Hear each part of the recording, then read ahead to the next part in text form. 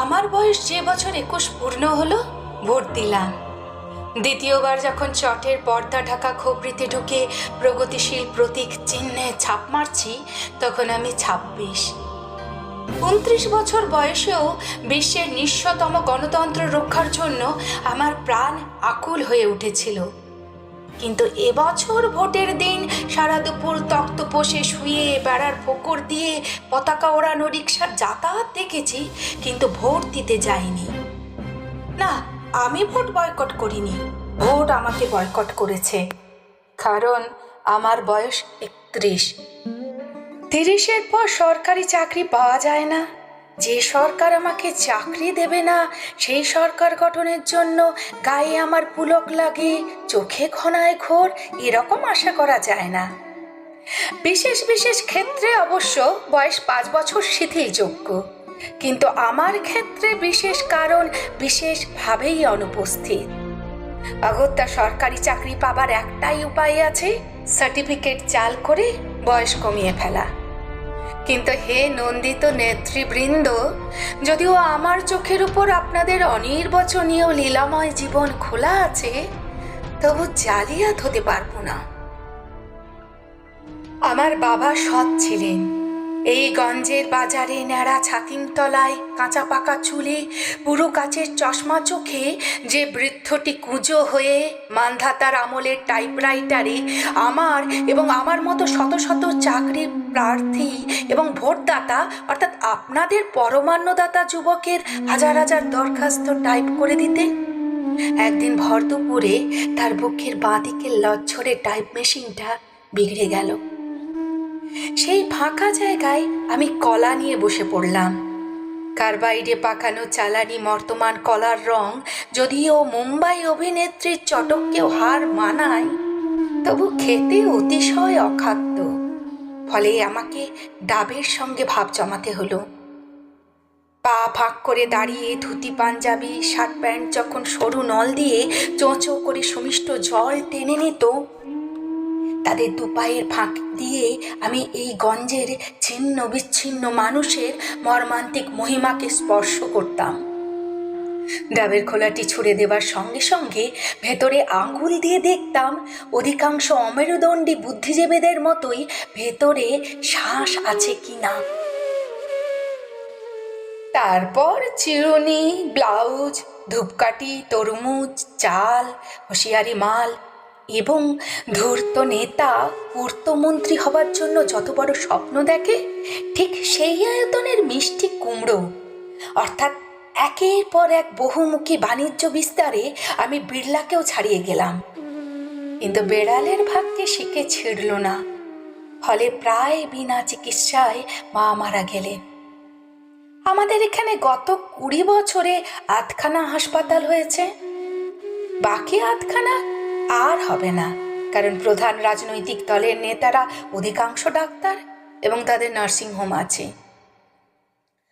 রোজ ভোর 4টেয় উঠে আমি যখন বস্তির গণতান্ত্রিক খাটা পায়খানায় লাইন দিতাম, মা নিজের হাতে দেওয়া ঘুঁটে জ্বালিয়ে চা করে দিতেন।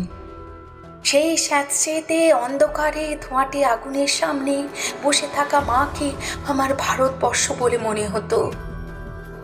দিদির মৃতদেহ দড়ি কেটে নামাবার পর থেকে মা একদম চুপ হয়ে গিয়েছিলেন। যার সঙ্গে দিদির বিয়ে হয়েছিল সে গরিব ছিল এবং ভালো ছিল, কিন্তু দারিদ্র তাকে মহানও করেনি বা খ্রিস্টের সম্মানও দেয়নি। এক চোরা কারবারি শ্রমিক নেতার আর কাঠিতে পরিণত করেছিল।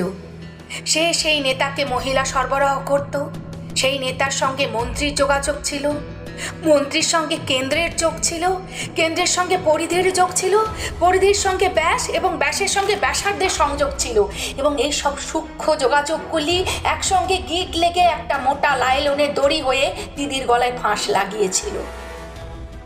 চাকরি আমার হতো।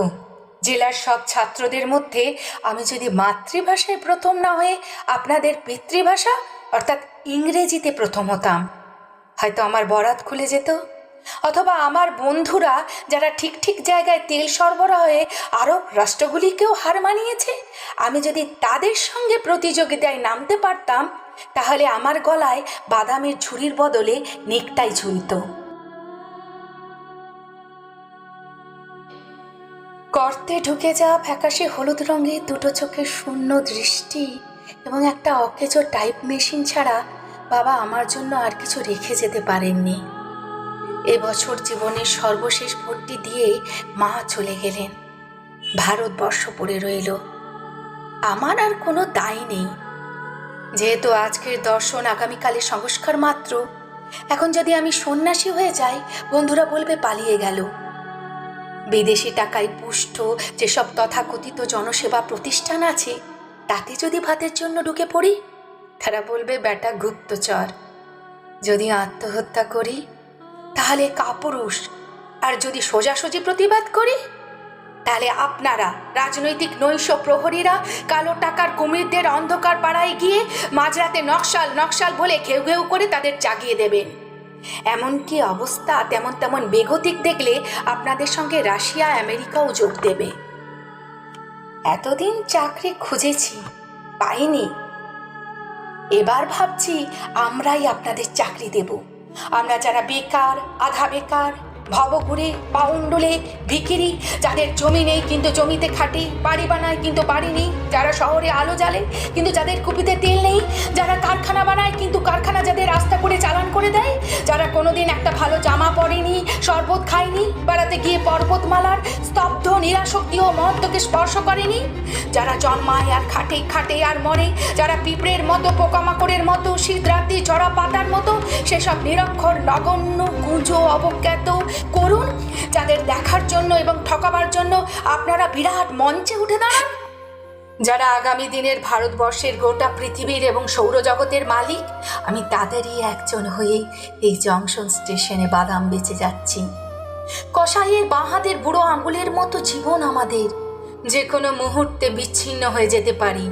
আবার এই আঙুলের কেন্দ্রীভূত চাপে খোলা ফাটিয়ে বের করে আনা যায় রাজনৈতিক ক্ষমতার পুষ্টিকর তৈলবীজ। আর সমস্ত শুকনো খোসা বাতাসে উড়ে যায়। বাতাসের সঙ্গে আকাশ স্পর্শ করে মানুষের অনন্ত ঘৃণার আগুন। সেই আগুনের পাশে বসে আছেন আমার মা, আমার দেশ জননী। না, বিপ্লব শব্দটি শুনলেই আপনাদের মতো আমার কম্প দিয়ে জ্বর আসে না।